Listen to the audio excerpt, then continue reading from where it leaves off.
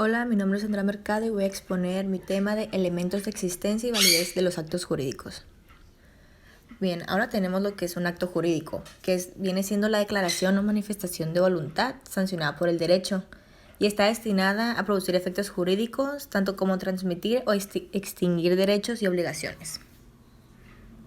Ahora tenemos a Julian von Case. Fue un excelente jurista en su época que dio una definición de lo que viene siendo un acto jurídico, que viene siendo la manifestación exterior de voluntad bilateral o unilateral. Ahora tenemos lo que es un hecho jurídico, que viene siendo aquellos acontecimientos naturales o del hombre que originan consecuencias del derecho. Fue dicha en la doctrina francesa. Ahora bien, tenemos la diferencia entre un acto y un hecho jurídico.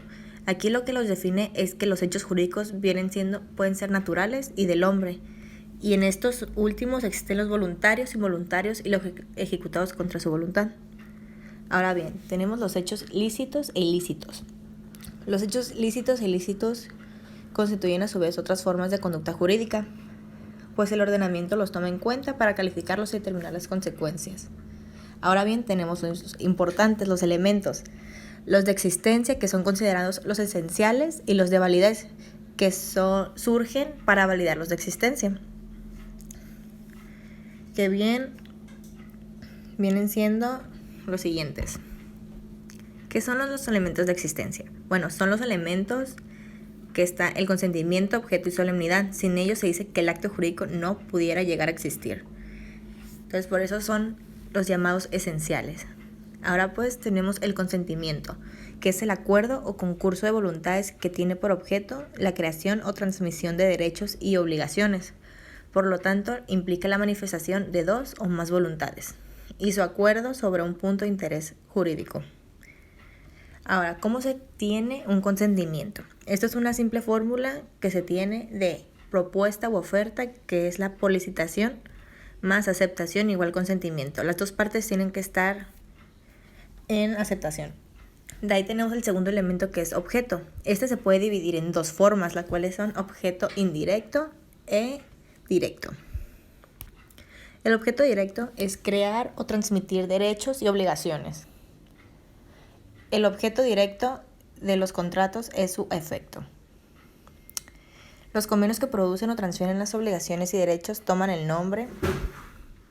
Ahora bien, tenemos el objeto indirecto, que es la cosa o el hecho, el dar, hacer o no hacer. Y la cosa es que el obligado debe dar, que el obligado debe hacer o no hacer. Básicamente se define en eso.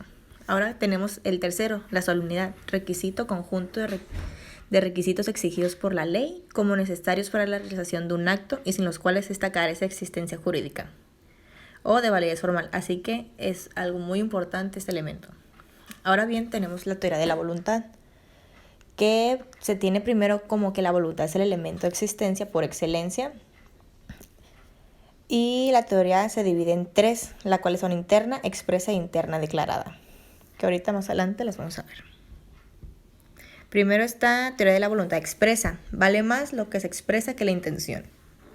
Después tenemos teoría de la voluntad interna declarada, prevalece la voluntad interna en la medida que la coincida con la que se expresa, que exista congruencia entre ambas.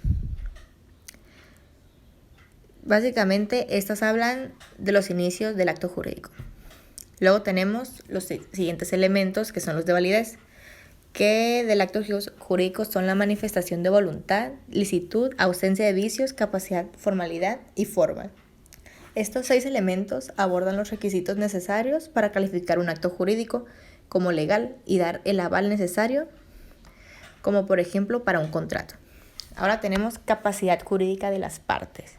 La capacidad jurídica es el derecho civil, la aptitud de una persona para asumir derechos y obligaciones por sí mismo. Y esta se puede dividir en dos tipos, la de goce y de ejercicio. Tenemos el segundo elemento, ausencia de vicios del consentimiento. Son aquellas circunstancias particulares que sin suprimirlo lo dañan.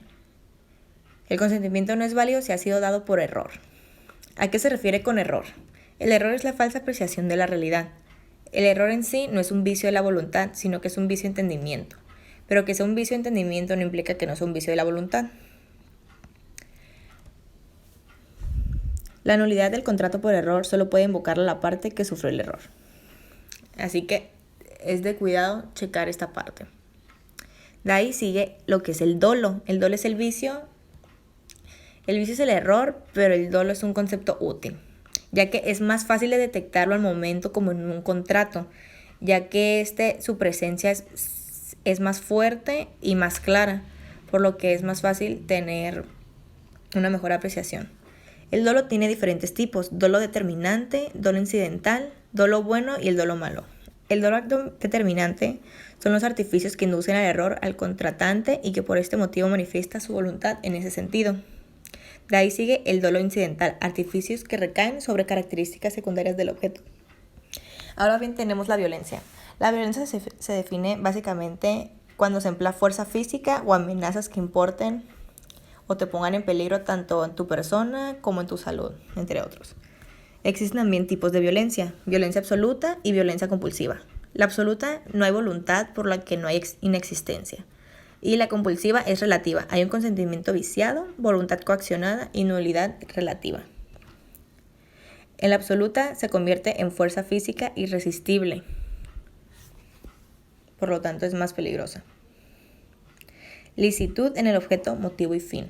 En este elemento significa que vaya conforme a las leyes u buenas costumbres. Es ilícito el hecho que es el contrario y que es licitud. Vayámonos lento. La licitud es aquello que va de acuerdo con las normas de orden público y las buenas costumbres. Aquí tenemos el último elemento de validez, que es el requisito específico que consiste en la manera en que la ley nos exige expresar el consentimiento para que el contrato sea válido.